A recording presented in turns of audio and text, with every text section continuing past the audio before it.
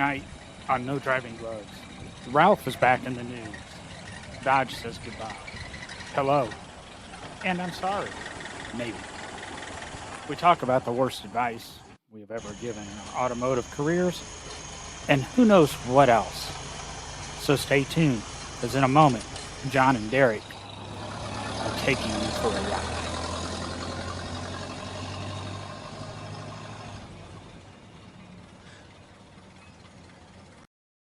And it's John and Derek.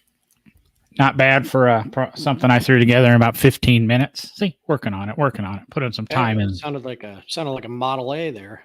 That's exactly what the sound effect was. Took me forever to find a Model A that I could record that with myself, so that we actually own the rights to that. So that when one of the trolls out there tries to claim our copyright. It was a blue Model A with black trim. I thought it was red. No, it was blue. I'm describing it so that Facebook knows that we recorded it ourselves. Oh, gotcha. Yes. All right. Mm-hmm. I didn't crash this one either. Nice. So that's some of the best automotive advice I was ever given. When you're driving a Model T, any two pedals at the same time will stop it. Oh, yes. And quickly. Wish I would have known that before I hit that Model A that was due to be delivered to the customer the next day. Or the client. You just had to stay up all night and fix it. Exactly. Instead of going home as soon as I pulled the Model T in, it was pull the Model T out, and I can't remember, 4-ish, 5-ish that happened. And I remember being there at 3:30, 4 o'clock in the morning. Yeah, so the fun stuff in life. It's what it's all about. Yes. I was going to do an electric car sound effect. Would have sounded just like that moment of silence there. Yeah, exactly. Except when I edit it, that moment of silence will have gone away.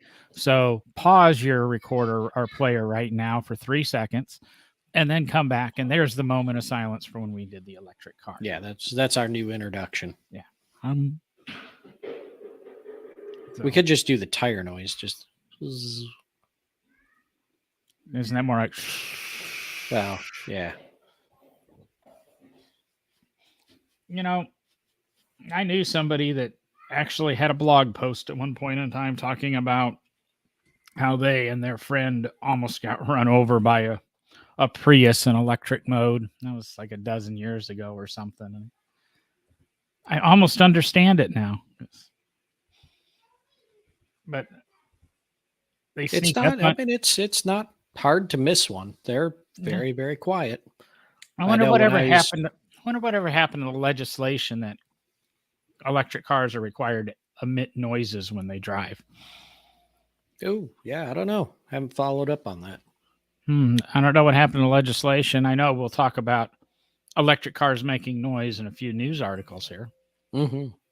So, but lots of noise.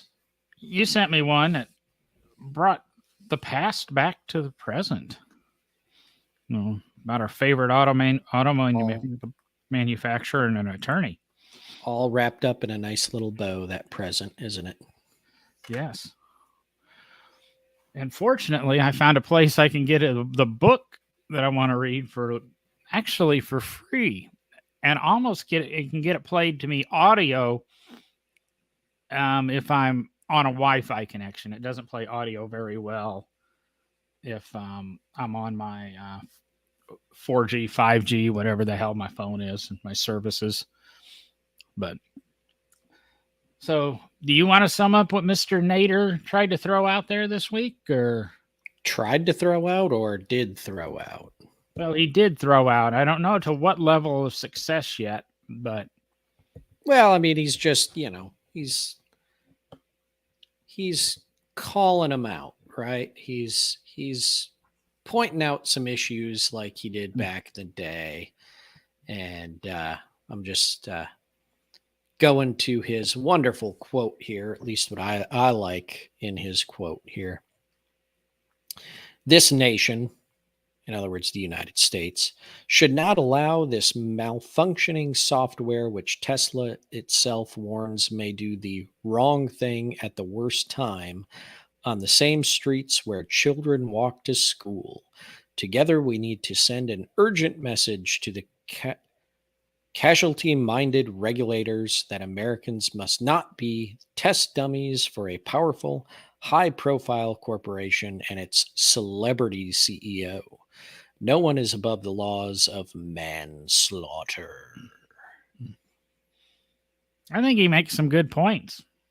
Oh, 100%. I mean, and that's the thing about Ralph Nader, though, is, legendary in automotive history for what he did back in the day. And we'll get into that on a future podcast, I'm sure. But he has always had valid points. He has always brought to light valid concerns about safety in the industry. And that's all he's doing here. He's bringing to the forefront an issue that Tesla has with their autonomous self-driving programming to the vehicles that they're offering, and basically saying, hey, look, this is not for lack of a better term here, this is not back to the 1930s and 40s and into the 50s of the automobile industry when it was kind of the wild, wild west. We're not trying to step back into that with new technology always comes issues. And he is simply pointing out, look, we went over this once. Like, there were safety issues in the industry. He and a number of other people called the industry out and got legislation moved through and things changed. So there's no reason we need to go back to having safety issues in the industry again, just because of new technology that we're experimenting with.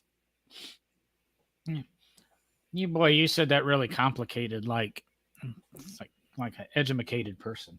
Didn't somebody say that I could take something that was, needed to be like 10 words and turn it into 500? Well, isn't that the point? Well, if we're going to have an hour-long podcast, yeah. Well, I can throw some more content in here. I found another interesting article that we'll pop into because it kind of ties into this one too. But yes, Jason, Ralph Nader stopped riding in automobiles in the 1960s, so he lived. Actually, Jason commented. He said, "I didn't know Ralph Nader was still alive." Yeah, he's actually pretty active. He's in the mid 80s. And I was thinking, 62, 63, when he came out against the Corvair, it's about 60 years ago. What a way to bookend your career, really. Destroy one car. We don't know what's going to happen with his statements on Tesla, but try to destroy another. Yes. But so what did you find, John? Well, it's it's rekindled the desire to me. I was listening to Matt Farah months ago, and he was talking about that he tried to seek out Unsafe at Any Speed, which is Ralph Nader's legendary book. I didn't realize Ralph had written so many different books on various safety subjects. But you can't find a copy of this book. It's out of print, blah, blah, blah. You're going to pay $100 to get a copy. I found PDF copy on archives.org, and it's free.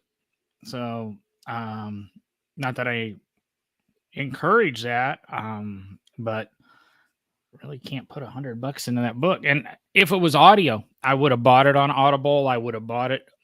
By the way, we have a link to Audible on our website that you can go to and we'll get a couple bucks for.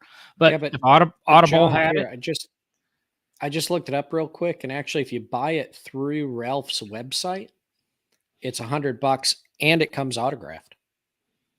Ooh, that's not bad. But I want it audio. I don't read books, so I want it audio. I would listen to it, and I think I figured out how I'm going to do it because archive.org will read it to you. It's a little computerized, but it'll read it to you. And I think I'm going to have it read it into and record it. And then I'm going to take the recording and convert it to MP3 and put it on my phone so that I can listen to it in the car. But once I get through that, we're going to sit down and we're going to talk a little bit about Ralph Nader and that, as Farrah talked about. And even Farrah thought, a lot of the stuff he brought up was reasonable. And it's kind of like we did when we talked about automotive subscriptions last week. A lot of comments and feedback on that episode. But what do I want to say? I want to revisit it. I want to research it. Is what he did really evil? Yes, we get our safety pundits and, yeah, that's why all cars kind of look alike and we have all these regulations. It's why we have the National Highway Safety Institute. But is it as bad or is he as horrible as his legend has it? I don't know. Honestly, I don't know. Maybe he is. And I might even reach out to Farrah. We had him on the show a few years ago and see if he wants to sit down and have a conversation about Nader and unsafe at any speed, especially since Nader's injecting himself into the news now. So stay tuned. We are going to have an episode on Ralph Nader and that in the future. If you have any comments or anything about Nader, email them to us or message us, put it in the comments below, and we'll see what we can address. Well, and I think we can hopefully expand. That might have to be either a really deep dive show or maybe we expand that one because, yeah, Ralph got the notoriety, but there were a lot of other people involved in the automotive safety realm. So I think it could be one heck of a show. It's just Ralph. Nah. Oh. So that's kind of what we wanted to talk about with Ralph, but I just read an article, and where did it go here? I'm on my laptop tonight. I'm on the road tonight again, guys. Well, wait a second. You did talk about the part you found so interesting. You kind of got off track. No, mine's not directly related to Nader, but it's related to Tesla. Oh, okay. And where did this quote go? Because it sure sounded like somebody else in the news. I don't want to get too political, but where's that quote that...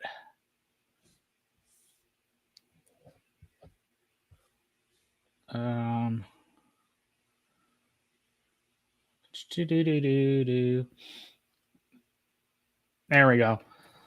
What I can say is that the Cybertruck will be one hell of a product. It's going to be like a damn fine machine, Musk added. It kind of reminded me of somebody from recent memory. But a week or two ago, they were talking about the Cybertruck again, and Musk has now come out. Surprise, surprise. It's not going to start at $39,900. No. And he's using COVID and inflation as the excuse. Nobody foresaw the inflation that we're experiencing, and it's going to cause a rise in prices. $40,000 in 2019 dollars when the truck was introduced would have bought you a Ford F-150 XL work truck. 37 might have bought that for you.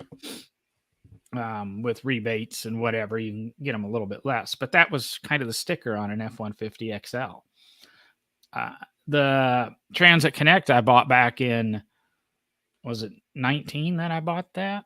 Yeah, 19. I paid $22 for it. That same van retails now, or asking prices on those vans now are $40.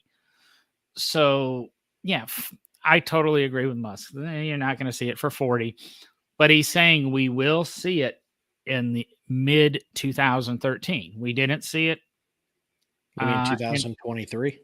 We didn't see it in 21. Yeah, we didn't see it in 21 like he originally promised, or early 21. We didn't see it in late 21.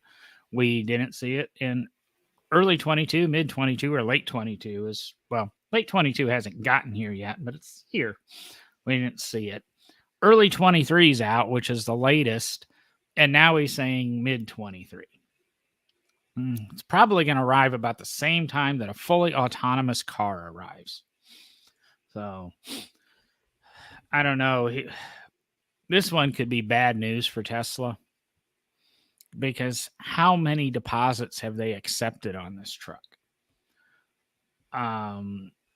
It'll be really funny to see how those deposits are worded if it guaranteed you that price at $39,900.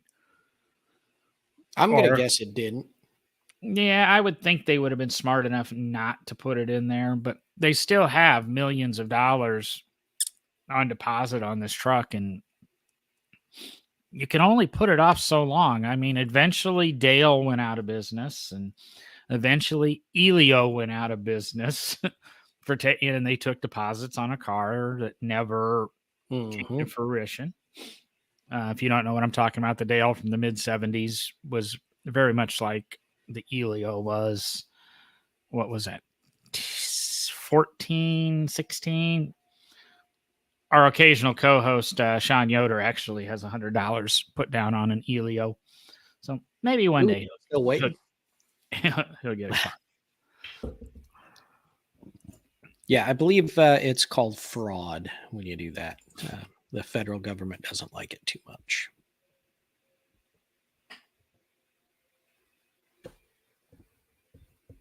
So it's going to be one fine truck, huh, John? Yeah, well, I like Jason's idea here. I will have to verify whether or not Unsafe at Any Speed is in the public domain, where I could actually sit down by my fireplace with a cigar and a cigar, or okay, so I was thinking cigar and a pipe. No, it would be a cigar in my case, and read Unsafe at Any Speed. Now, do you want me to read that out loud, or do you just want to sit there and watch me read it? Just sit there and watch you read it. Yeah, don't actually read it out loud. Then we don't have to worry about if it's in the public domain. True.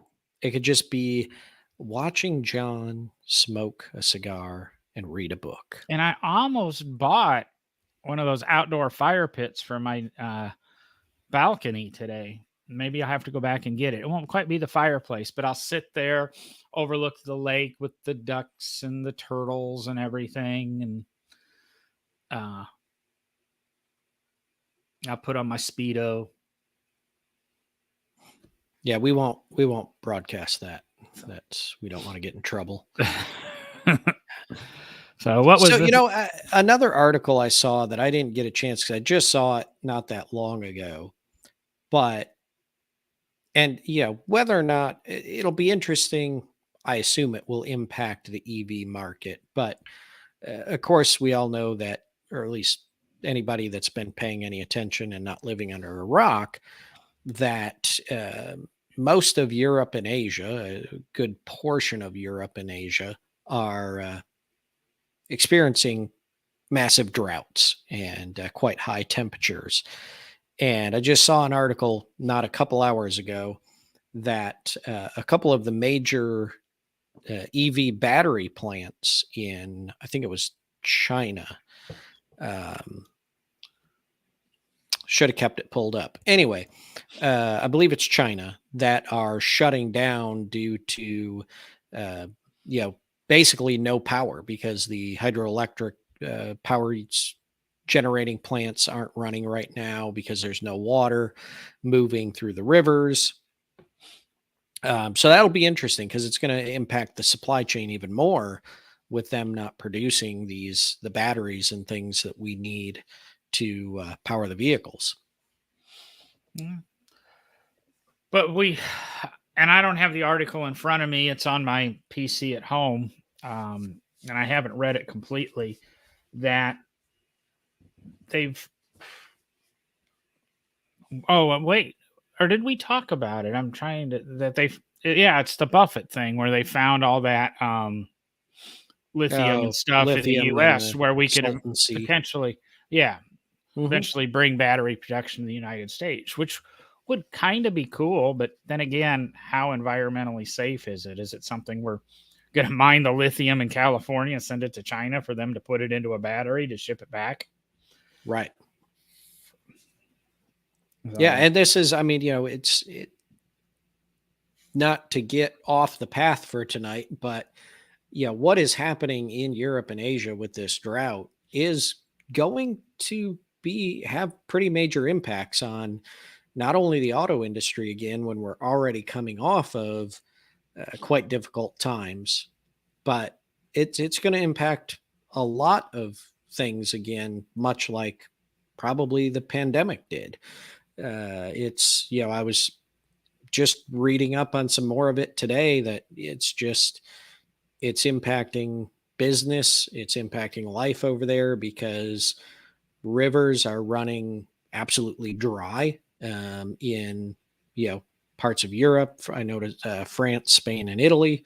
And as I said, over in Asia, they're running low on the water, rivers, drying up, running slow, and causing power generating issues to run the plants and the facilities and everything that's so necessary in China to make so many of the products that the world uses. So No, don't I think we all hoped that it was going to get better, but I'm concerned. say and don't give all the credit to China and Europe and that. We're suffering our own drought problems. I mean, well, we are. That's true. You look at Lake Mead and that, which of course feeds Hoover Dam, which powers a good chunk of the South. Number one, the water that the Southwest drinks, and then number two, the power that Hoover Dam produces for the Southwest. It is an interesting thing, but it does fit into my well-calculated retirement plan, hoping the apocalypse does arrive, and then I don't really have to worry about it. None of us have to worry. Yeah. So, yeah, you suckers with 401ks. Yeah, you're gonna lose it all. No. So anyway, back on track, back to the automotive industry, John. We got a little off there. What do you got? Well, I was deviating in my mind, but let's get back on track. So I judged for years at Chrysler's, or excuse me, Kit Cars at Carlisle, or Kit Car Import Nationals, and the gentleman that ran that show, Ed B, because nobody can pronounce his last name, also runs Chrysler's at Carlisle. That's another one of the shows that's under his umbrella. There's a couple of the directors, and they each are in charge of certain shows at Carlisle. They all work together on all the shows, but somebody's got to be accountable for what happens, and Ed's accountable for imports and Chrysler's at Carlisle, and he might have another show now too. And he's been broadcasting from Roadkill Nights and stuff in Detroit, and put out a picture of the 2023 Challenger convertible, which I have said since the Challenger was introduced eons ago, if they would make a factory convertible, because yes, I know I can order one and have an aftermarket company convert it, I would really buy one. Well, now I like my Mini, and I really don't know.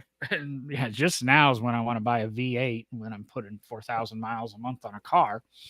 But he had the picture of the Challenger convertible, which can be ordered through your dealer, which is then, I guess, the car's built by Chrysler and then shipped to a place in Florida that does the conversion, and you get it. So you get it with all factory warranty, et cetera, et cetera, et cetera, which I'm good with, because that's the way, hell, the original Chrysler convertibles were done in the early 80s, and ASC did it for Ford for a lot of their convertibles. And that's the way when convertibles came back, it was not necessarily the factory making them, and it was done by a third party, and I'm good with that. And I'd still like to have a Strayman CRX convertible too. But I don't, I've lived in Alabama too long. I don't know if a convertible Challenger's for me.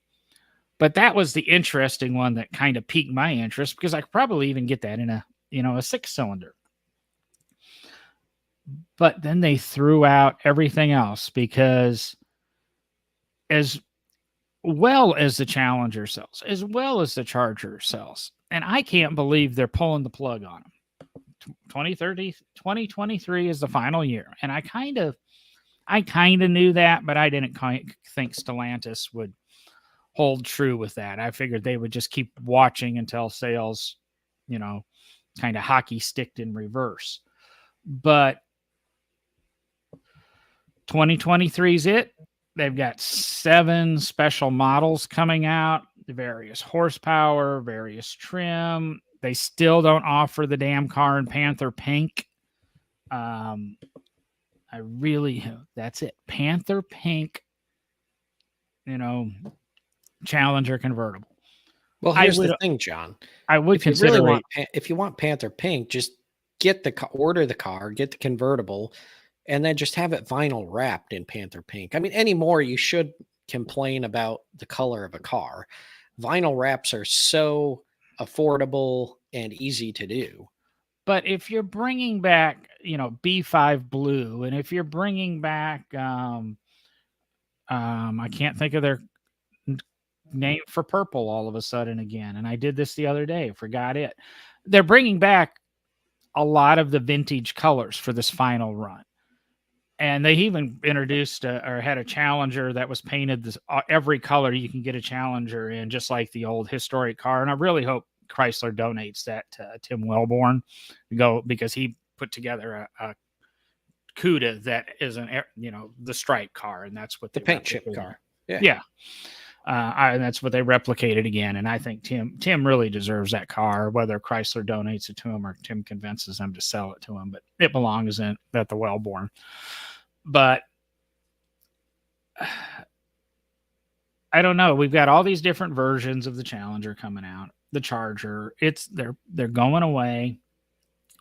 They're talking about an E85 version coming out that's going to be the highest horsepower Challenger ever sold.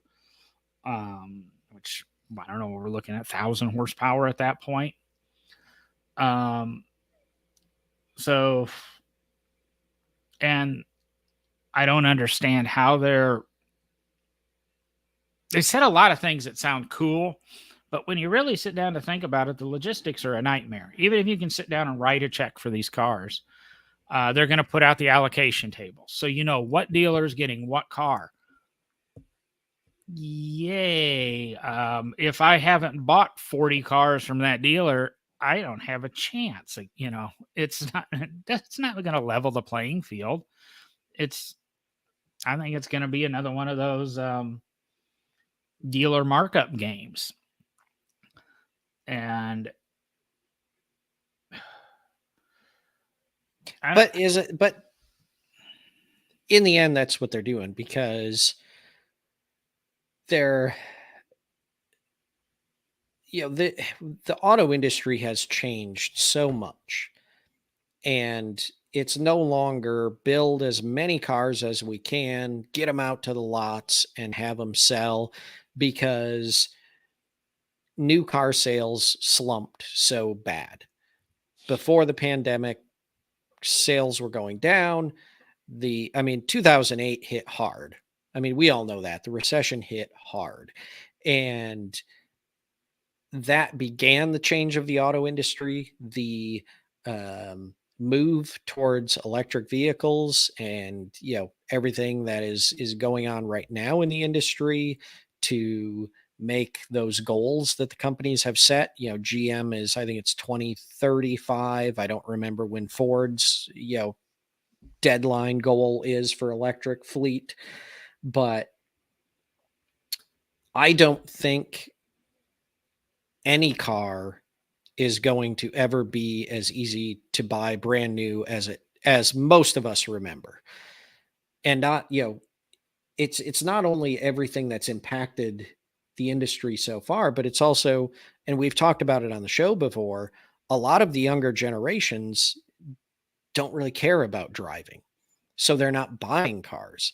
So there's no reason to mass produce these things, send them out to the lots to have them sit and not sell, and moving to this allotment strategy like Corvette has been for many, many, many years.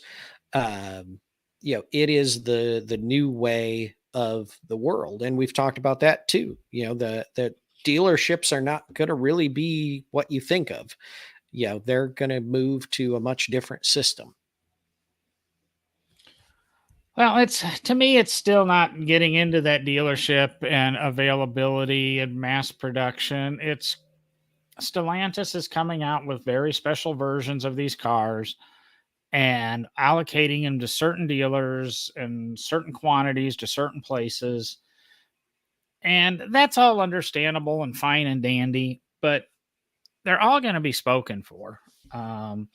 That's been a lot of the chatter on a lot of the other car podcasts that I listen to is, oh, we know Chrysler's or Dodge is ending production of these cars in 2023, but I want to buy the very last highest horsepower version.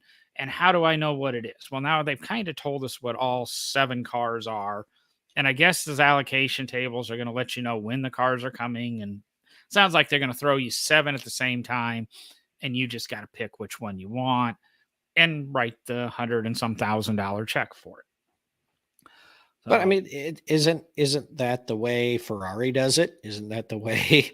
I mean, look at Ferrari. If you want to buy a certain Ferrari, you had to own, 3 or 4 other Ferraris before you can even touch. Well, to get a new Ferrari, you have to own a used Ferrari, basically, is what it comes down to. But I mean, what was it when I think it was the Enzo came out? You had to like own in succession 3 other Ferraris before you could get the Enzo. Yep. And they did the same thing with the LaFerrari and some things like that. And this isn't even as close to that. And everybody's like, oh, Dodge. I mean, it's just the way the industry is now. There's, I don't know. I guess I see it differently. But then it came out, and all of a sudden, it's just hit everywhere today. It started to come out this morning, and then I started to see article after article this afternoon. Dodge only makes 3 cars, and I said a long time ago that Fiat's goal was to kill. Dodge would go away. Ram would still exist. Jeep will still exist. But I don't see, I saw Dodge being absorbed by Alfa. Well, I guess Alfa's not doing so well in the States, but so maybe Dodge is going to absorb Alfa, whatever. But the 3 cars that Chrysler produces are not Chrysler, excuse me. Dodge produces the Challenger, the Charger, and the Durango. And in 2021, Dodge came out with a huge advertising campaign, and it was talked about, and it was discussed in shows, and the CEO came out and talked about it. 1 year, get one chance. Do it now. We're only going to build 2,000 of them. 2021 Durango SRT Hellcats. Build 2,000 of them. That's it. If you don't get one of those 2,000, you're screwed unless you get one of the additional 1,000 we built. They built just shy of 3,000. So they already bumped up the number a little bit, which hurts the value, the collector value, if you're buying it as an investment. It's a car. You really shouldn't do that. Ferrari's been sued over that because they've produced additional cars, and now they don't really tell you necessarily how many they're going to build of anything. But manufacturers have been sued because they've overbuilt. And that was a lot of talk back in 21 when they built 1,000 extra Durango SRT Hellcats. Well, guess what the other thing they introduced last week or the other day is the 2023 Durango SRT Hellcat. And the owners, by and large, not all of them, but by and large, the owners are pissed because a lot of them bought this for a collector value, for the exclusivity, and now all of a sudden it's available again. And I sit with the owners that are pissed. If you say you're going to do something, you're going to do it once, You can get one shot at it. I guess you can get into the fine print. You got one shot at getting a 2021 Durango SRT Hellcat. Can't get another one of them. Now you can get a 2023. If you want to get into the fine nitpicking. And then, of course, the people that don't have the truck are kind of happy because now they have a chance at getting one. And it's just, that's why part of the title of this is Dodge is saying, I'm sorry. They haven't come out and said, I'm sorry. They haven't come out and tried to make it right. But I think they need to figure out something without incriminating themselves and totally admitting guilt that, hey, we lied to you, but maybe to figure out how to pacify these 3,000 owners of these trucks around 2,500 with, things that have been sold, etc., and totaled. But I thought that was an interesting thing. But yeah, and I had not seen that until you sent the article or heard about that. But it will be an interesting one to watch because they flat out said that it would be a one model year.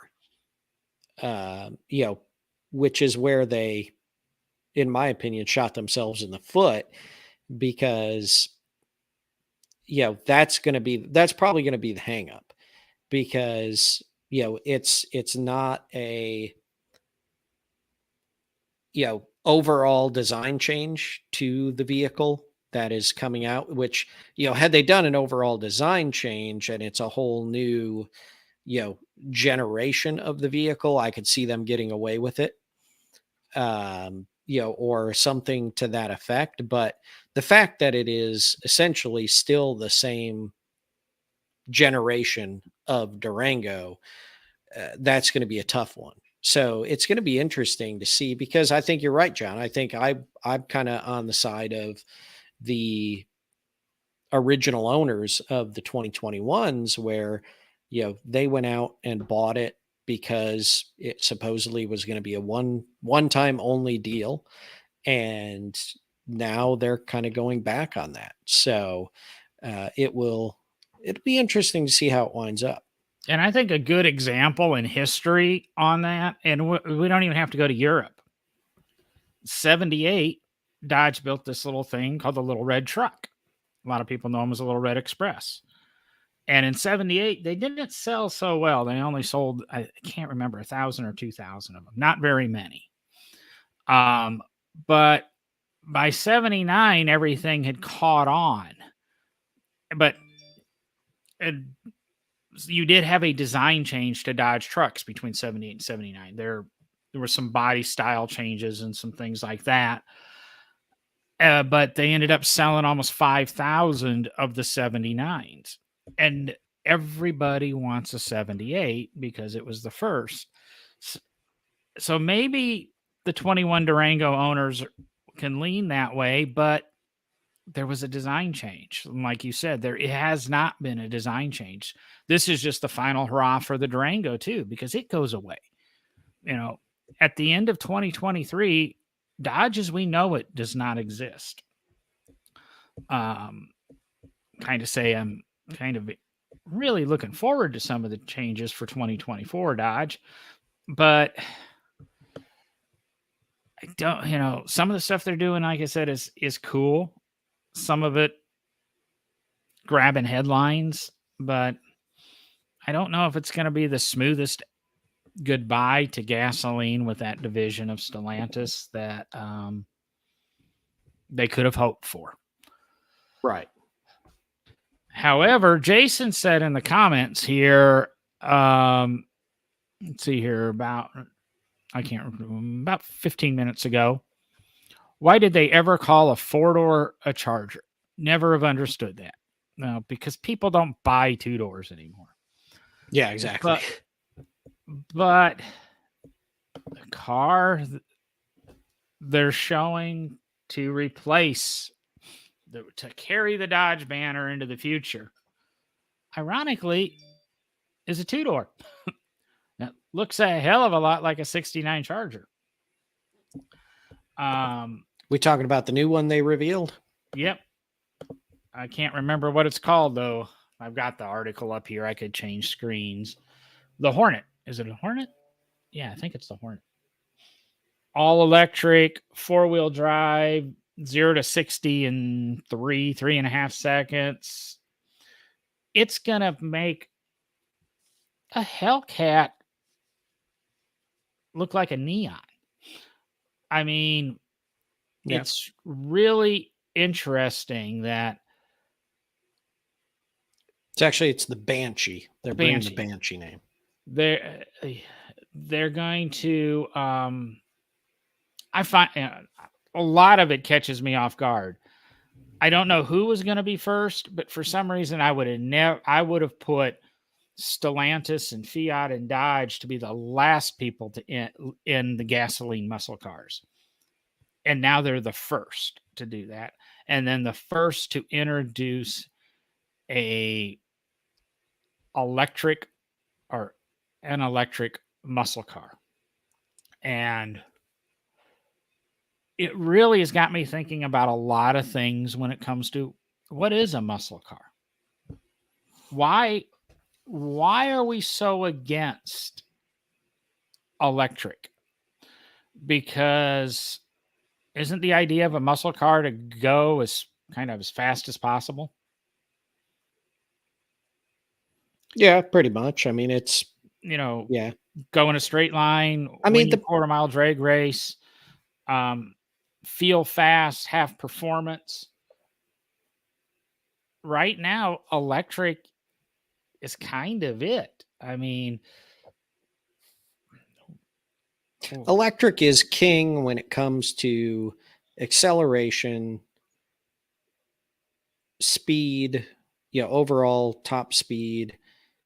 But the problem in America is that I think the big hold off and pushback is that Americans like to drive long distances, and limited range is what everybody gets hung up on.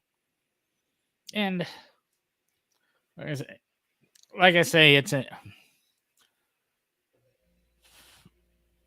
I don't think range should be a problem anymore now that we've got electric cars that go 450, 600 miles on a charge.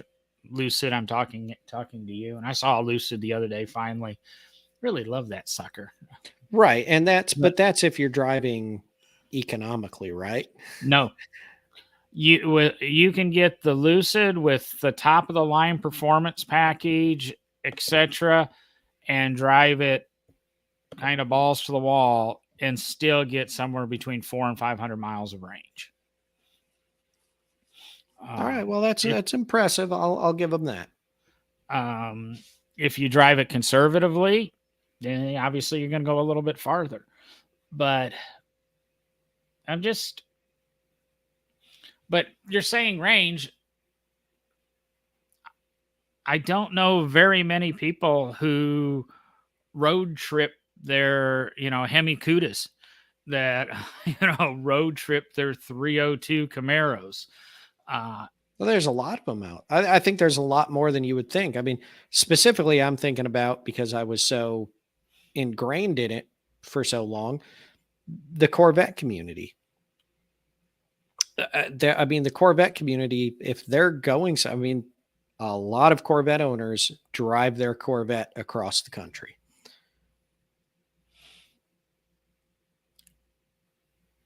So I think I'm just saying, I think there are a lot more people out there road tripping in modern muscle and sports cars than you think.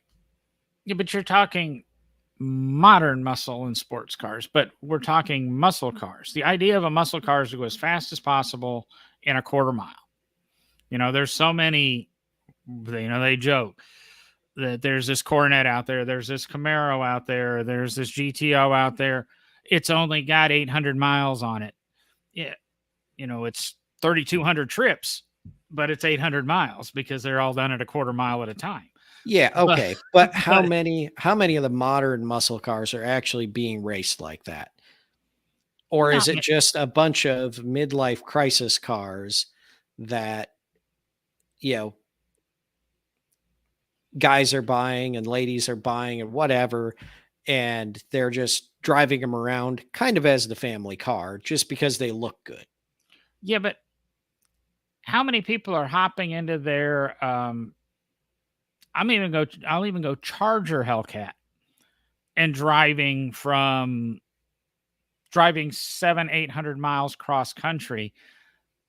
Most of those people are leaving the Hellcat at home and taking their SUV.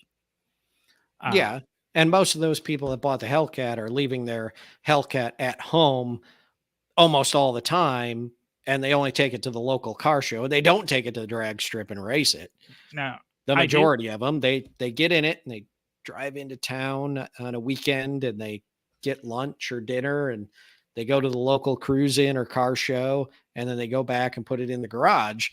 And in 20 years from now, you have a Hellcat that's got 60 miles on it.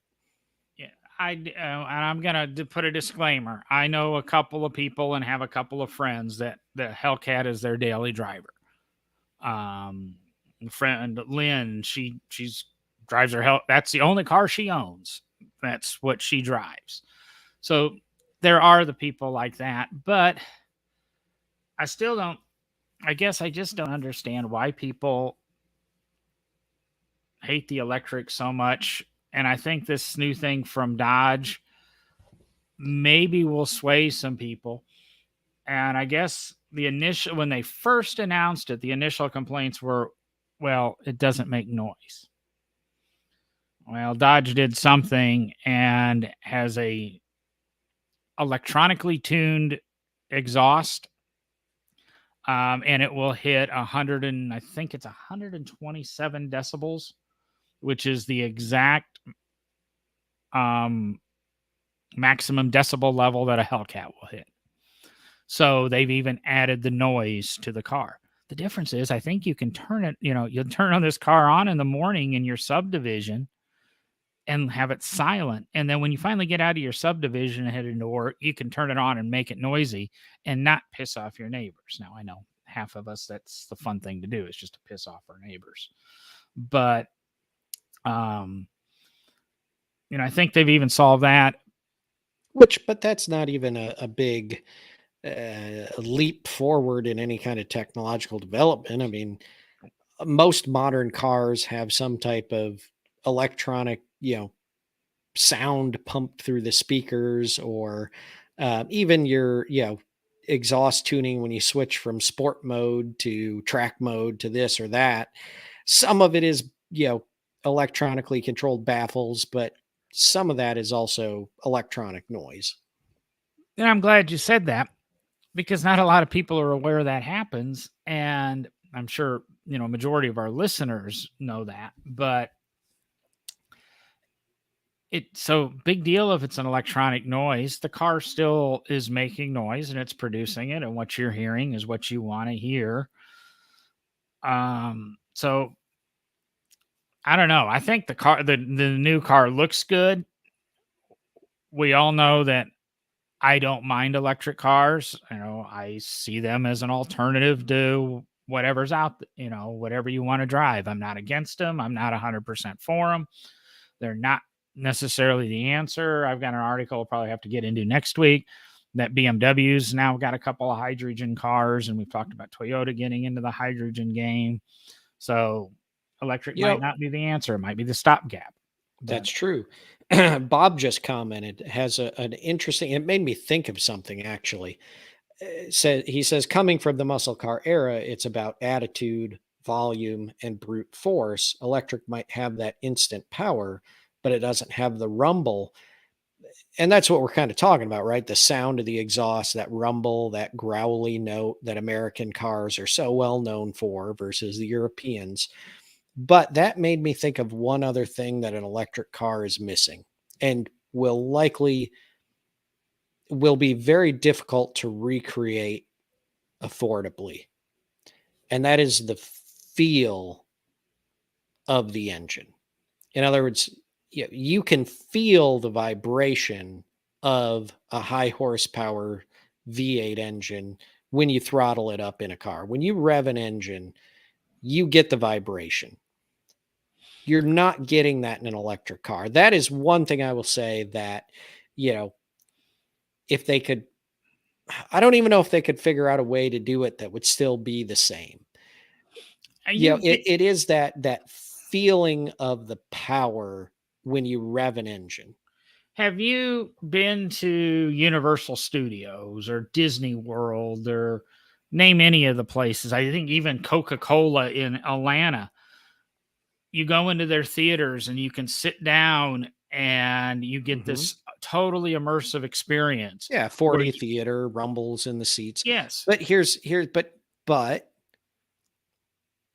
like I said, is it going to be affordable to recreate that in every single electric car that they're selling? To put all of that equipment into cars to make them vibrate like that. If you're buying the Banshee, it's going to be part of the package. I mean, it's going to be built into the price. But is it going to be a subscription that you can turn on and off? Quite possibly.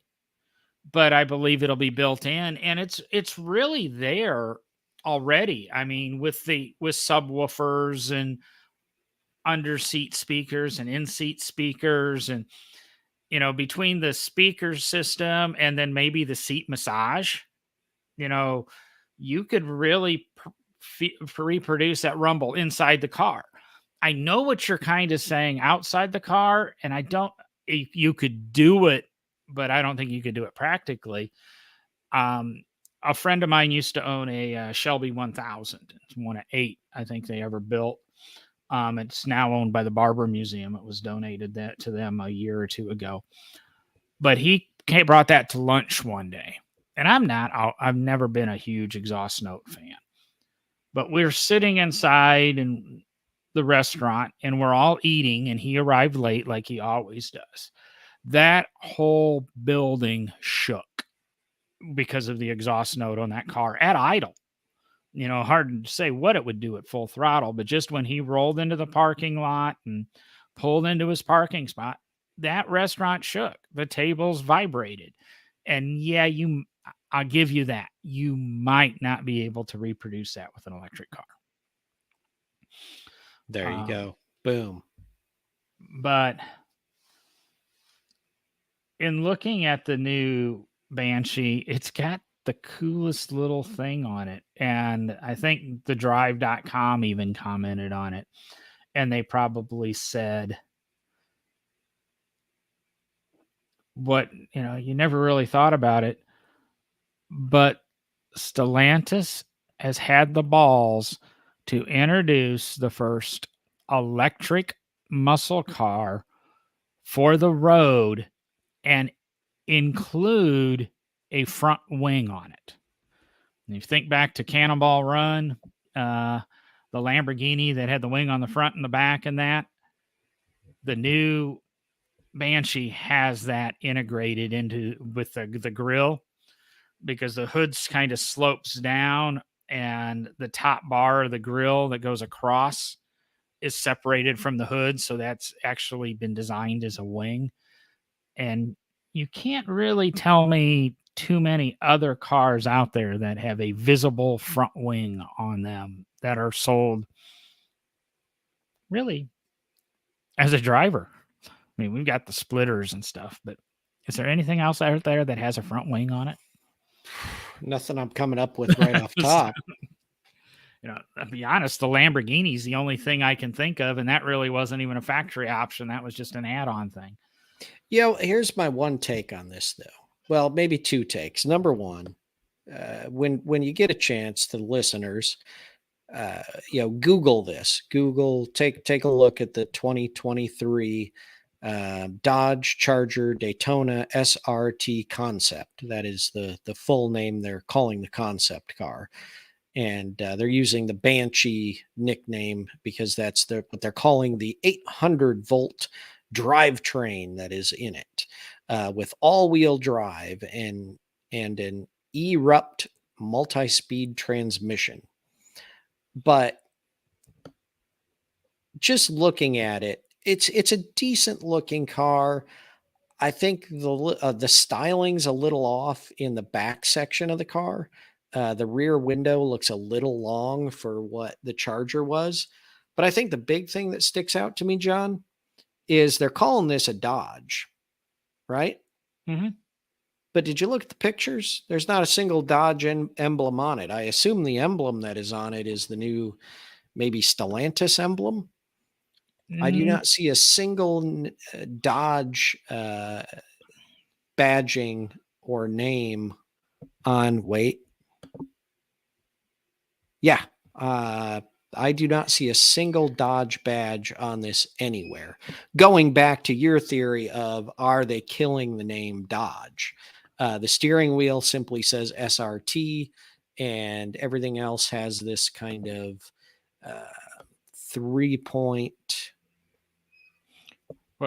weird. Jason, I'm not even sure what to call it. Jason says, no Chevrolet emblems on the Corvette either, but that I think goes way back. But the question is, now Durango excluded because the Durango kind of is a Ram. What's the Dodge emblem on a Challenger? What's the Dodge emblem on a Charger? Is there one? Wow. Now I hate when because you get that Mandela effect. Like, yeah, there is, isn't there? And then you look and you're like, oh crap, no, there isn't. And is what you're seeing potentially a new Dodge logo for the quote new electric Dodge, the new Dodge Banshee electric, literally the new Dodge. Yeah. So,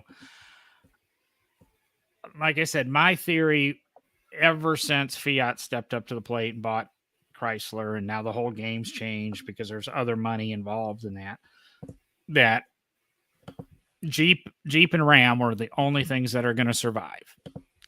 And I really thought Fiat would take over for Plymouth, Alfa Romeo would take over for Dodge, and Maserati would take over for Chrysler. And well, Fiat fell on its face because they couldn't keep the 500 updated, so it went away just like Plymouth did. So there's really no entry level things. Chrysler makes the 300, which I assume with the Charger going away, I'm assuming the 300 is going away, and that leaves them a minivan, which could easily be rolled into Ram. The Ram van is back. So I really think, we're going to see Chrysler go away. So I don't know where it sits, but Stellantis is gonna. It's gonna be. Like I say, it's gonna. They're gonna change things. Yeah, I got to go back to Jason's comment though, because you brought it up. You said no Chevrolet emblems on Corvette either. I disagree. There is no word Chevrolet on a Corvette, but there is a Chevrolet emblem on the Corvette. And you want to play that game, the new Jeep Wagoneer and Grand Wagoneer do not say Jeep anywhere on them. That's true. And that was an intentional thing they've done to make, I guess you can't charge $100,000 for a Jeep, which is where the Grand Wagoneer starts. And I've started to see those on the road. They're pretty good looking trucks. Are you serious? What? I think I like. You think them. they're good looking? Yeah. Oh God, they're hideous, John. Yeah. I also like the. How much have you had to drink? I'm on my second Pabst Blue Ribbon tonight. That explains a lot. They didn't have anything good in the single cans, and I go, okay. I was either going to buy a Bud Ice 32 or I bought a 4-pack of 16-ounce Pabst Blue Ribbon. I just finished listening to the book, The Devil in the White City, which is about the serial killer in Chicago during the World's Fair. And, Pabst Blue Ribbon was introduced at the 1893 World's Fair. So some good old PBR. Yes. And I keep getting what else was at the 1893 World's Fair, John? Lots of things. The Benz Patent Motorwagen. Carl Benz himself was there, and he met a young man from Detroit. Dearborn. Lee Iacocca wasn't born yet, so he was pretty old though. So, Well, now we gotta do a show on badging. I think the history of badging. I think that'd be a good one to dive into. now I wanted to throw out a tip here because it's in the comments and we won't delete comments. Highly do not recommend remote starting your car in the garage and leaving the garage door closed. Yeah, not a good idea. Unless it's a detached garage that you're going to get into it, you have to open the overhead door. Well, that's not what he's saying. But and I wasn't commenting on the comment. I was just Oh. commenting on when it might be okay to do it. And Bob said something about knowing that your foot is making the power is better than knowing a computer is faking the power. I guess I'm getting old. Well, I can't tell you a car that's sold right now that has a throttle cable where the throttle is actually connected to the car.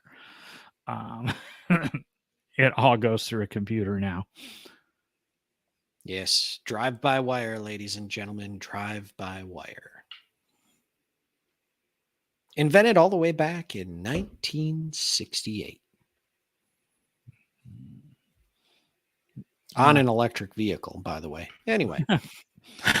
Well, the only other thing I had on our topics or list of topics, and it can be quick, is we touched on it earlier about dealer markups and that. Well, I guess it's not. We didn't even touch on it on dealer markups. It's the game plan General Motors has come up with for the Hummer EV and the Corvette Z06 to help hopefully reduce flipping of the vehicles. Have you seen that one? Yeah. Oh, yeah. Believe me, I hear a lot. I've heard a lot about it through the Corvette community. Yeah. And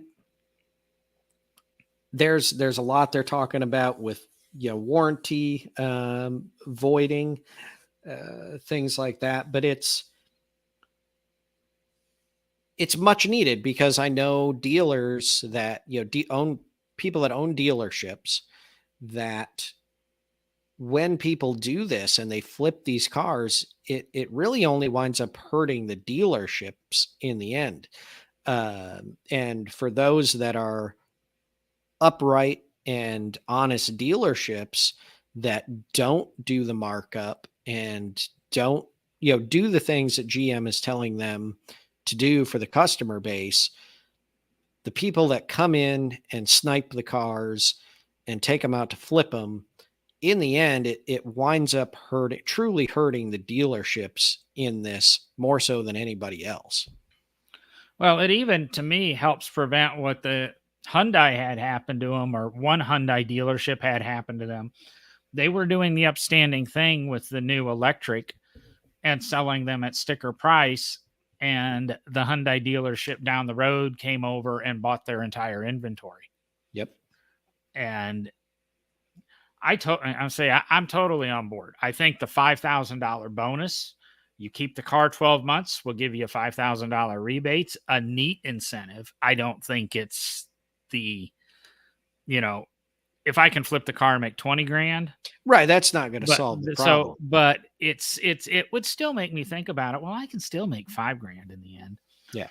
But being the guy paying 20 or 30 over sticker for a Z06 or especially a Hummer EV that doesn't come with a warranty, that's going to really make me think twice. Yeah. I've heard, even Broncos are selling it, 20 and 30,000 over sticker for some stupid reason. I find it very interesting because what we just talked about a little bit ago, which was the auto industry struggling, really for kind of a long time, Americans have kind of been lackluster on the vehicles we've been turning out from the auto industry. And so, there is a lot of talk about changing the way these cars are purchased and the way they build the cars, going back to the the Lee Iacocca discussion we had a week or two ago when he got to Chrysler, and he was like, look, we're not building a car that isn't bought, right? I mean, that was cost savings. Yep. But now it seems like all of the sudden, they're starting to change the dynamic of the way they do things, but then also building cars that it seems like every American wants.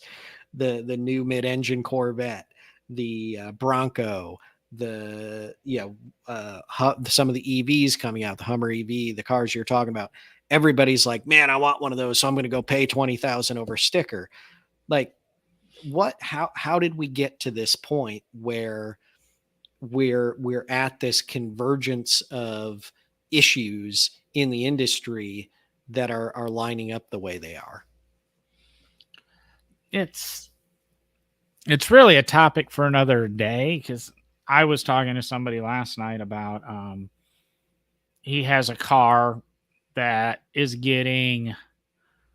leaking basically coolant into the number one cylinder. And the dealer has told him that, that's a common problem with that car. And we highly recommend a new motor as opposed to changing the head gasket. I don't know which is right there. I don't know too much about the problem, but now he's in this dilemma of wanting to buy another car, and he's going, somebody threw out electric, and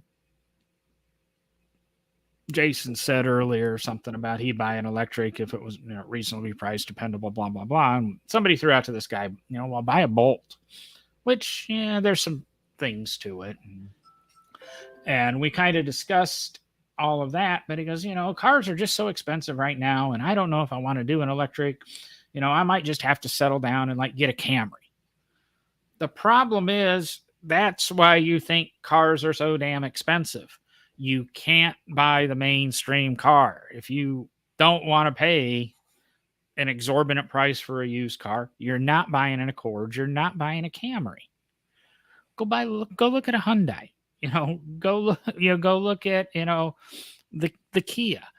Obviously this person won't buy a car from the manufacturer that built his existing car, his present car, because they're bitter about it.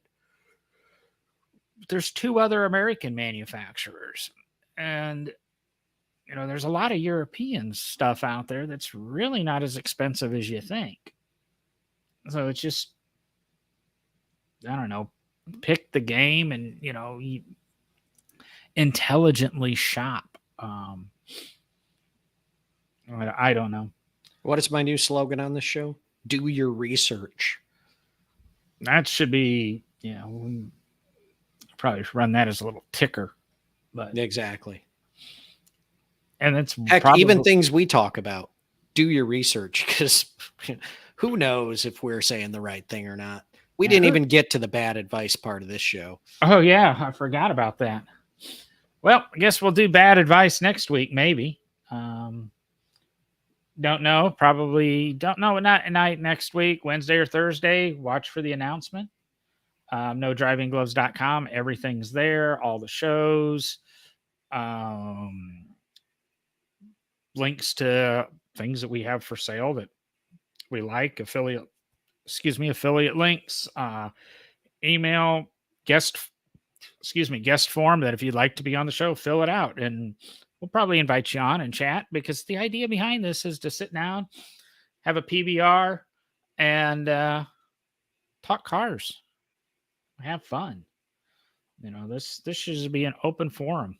We're not going to have 12 people on here at one time, but we're just going to do a Zoom call one night, just with 30 people, and just everybody talks at once. We ought to look at doing a private little Zoom call, and just have a little, maybe not even broadcast it. Just sit down by the fire and listen to me read Iacocca, an autobiography. Oof. We should wrap this up. It's going off the rails. Yeah, that's what happens when you have 32 ounces of the Blue Ribbon Award beer from the 1893 World's Fair. I know there's something about Columbia, whatever in the name, but Yeah. and that's about it. I'm going to get out of here. All right. I'm leaving. Night, Jason. Night, Bob. Night, anybody else out there? I don't know everybody's name that's on the viewer list. See y'all next week. Later.